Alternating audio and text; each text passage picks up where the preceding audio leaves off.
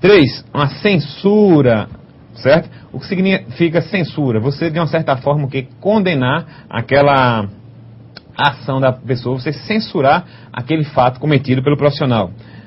4, essa é uma das mais graves, né? Suspensão do exercício profissional até 30 dias. Então, teoricamente, você ficaria 30 dias afastado do exercício da profissão. Claro, se você for para o lado prático, isso vai ser muito difícil de comprovar, certo? Às vezes a teoria age de uma forma e a prática de outra. E a quinta, que é a mais, vamos dizer assim, a mais grave das punições, é cassação do exercício profissional, pendente de aprovação do Conselho Federal. Aí, para cassar o exercício, né, do profissional em informática, a última instância, aquele órgão que vai decidir mesmo, seria o Conselho Federal. Ok? Aí, bom, no Brasil não existe o Código de Ética da profissão, né? Só como eu falei agora, o projeto de lei.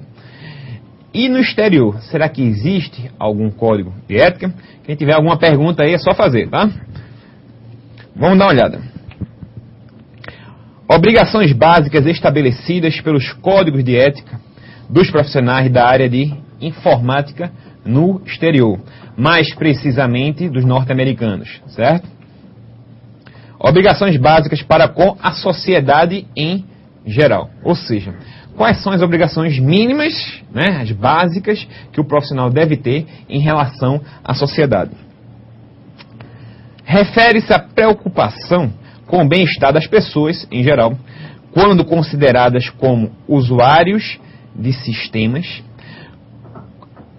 computacionais, né, o hardware e o software, e envolve tipicamente aspectos de segurança, privacidade e interesses econômicos. Então, algum desses aspectos colocados aqui, nós já vimos na aula passada. Então, se você vai ser responsável por um sistema informático, por exemplo, você vai ter um poder muito grande em suas mãos. Então, se você cuida, por exemplo, de um hospital, de um banco de dados, certo? De uma empresa qualquer, você tem acesso ao departamento pessoal dessa empresa de maneira virtual. Então, você vai saber, por exemplo, qual é o salário dos seus colegas, certo? Que mais? Quem, de uma certa forma, tem a ficha completa, vamos dizer assim, se é casado, se não é, há quanto tempo, se é separado. Então, tudo isso existe no departamento pessoal.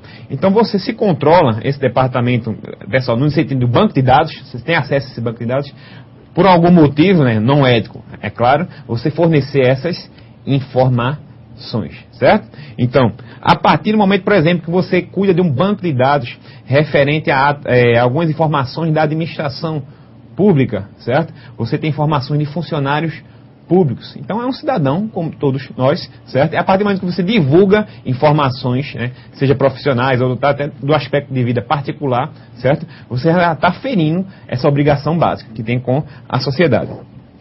Quando fala de privacidade e interesses econômicos, né? Como, por exemplo, você mandar informações de quanto é que seu colega ganha. Isso é uma falta de ética tremenda. Outras, obrigações em relação aos empregadores. E aí, será que eu tenho alguma obrigação em relação ao meu empregador? Bora ver aqui.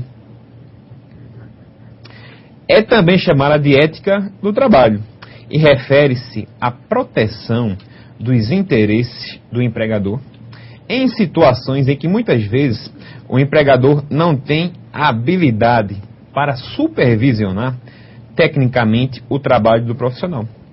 E a relação é estabelecida em base de confiança. Isso acontece muito.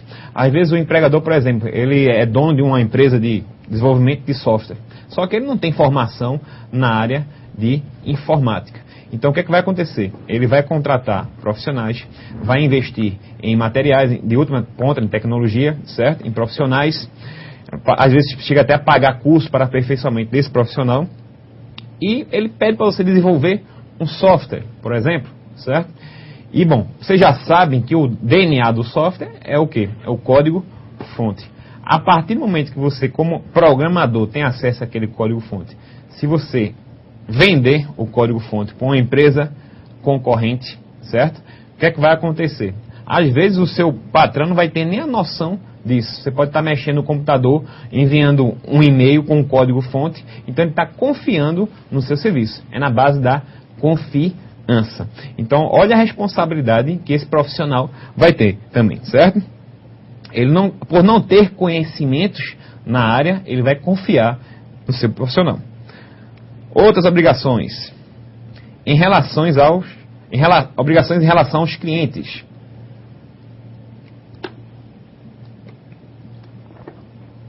Billy, mostra aí algum polo aí.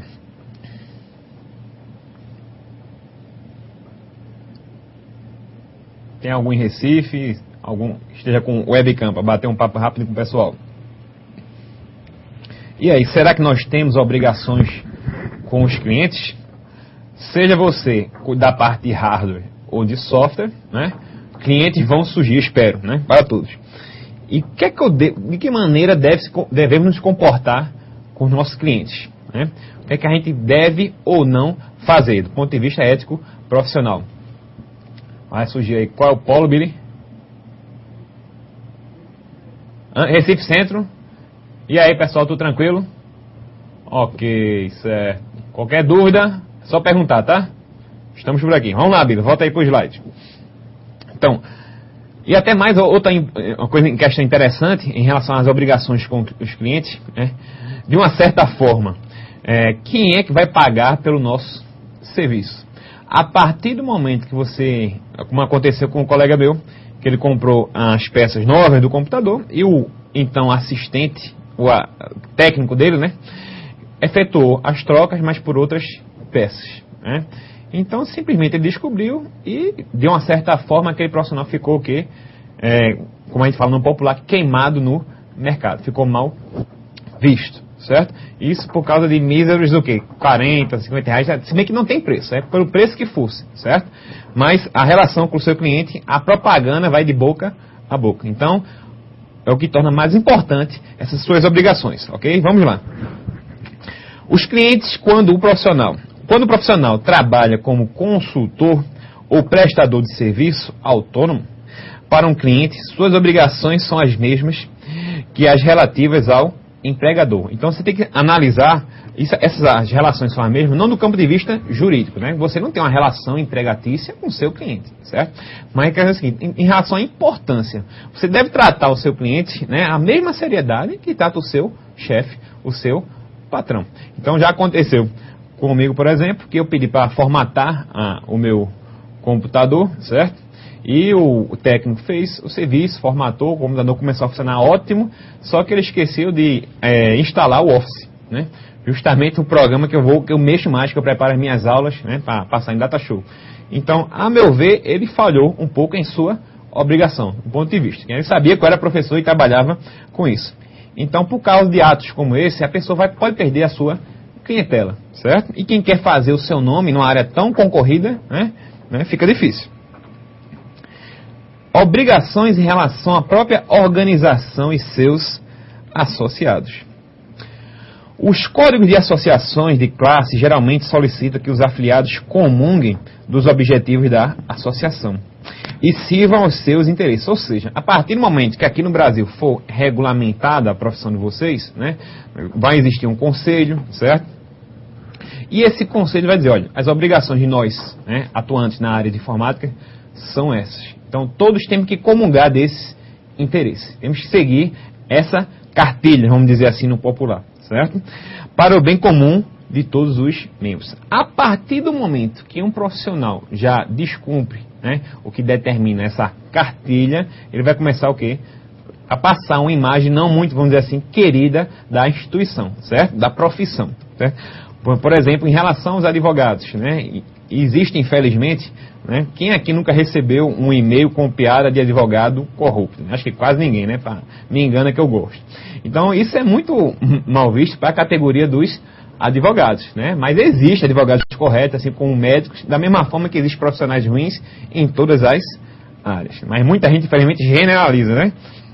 Basta um profissional cometer algum ato antiético, certo? Para toda a classe ir no mesmo barco, né? Não é bem assim. Dando sequência. Obrigações em relação aos colegas. Vou beber aguinha aqui, vamos lá. A figura aí já mostra a união, certo? Que os profissionais devem ter entre si. refere-se ao respeito aos colegas da mesma o que? Profissão. E a colaboração entre colegas que normalmente partilham os mesmos interesses. Aí eu quero jogar agora para vocês uma pergunta.